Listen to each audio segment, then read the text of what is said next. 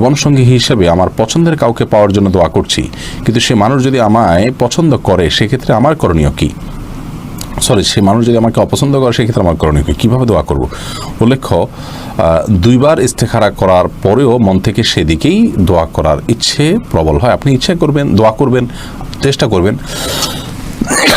বিশেষ করে ইস্তেখারার দোয়ার পর যদি সেটা না হয়, ওই লোকটা আপনাকে গ্রহণ না করে, তাহলে বুঝবেন যে আল্লাহ তাআলার পক্ষ থেকে সেখানে আপনার জন্য কল্যাণ নেই। আপনি অন্যত্র চিন্তা করবেন। পৃথিবীতে কাউকে অন্তরে এমনভাবে স্থান দেওয়ার সুযোগ নেই যে তাকে ছাড়া আমি বাঁচবো না, তার ছাড়া আমার সংসার হবে না। কারণ আমরা যেটাকে ভালো মনে করি সেটা যে ভালো হবে এ বিষয়ে কোনো নিশ্চয়তা আমাদের নেই। বরং এই সমস্ত ক্ষেত্রে আমরা বিপদের সম্মুখীন হওয়ার সমূহ আশঙ্কা অনেক ক্ষেত্রেই কিন্তু থাকে। কারণ আত্মীয়তার সম্পর্ক ছিন্ন করা শরীয়তে অত্যন্ত জঘন্য অপরাধ। সে অপরাধ করতে আপনাকে বাধ্য করে তিনি অপরাধ কাজ করছেন, তিনি অন্যায় কাজ করছেন। আমরা আপনার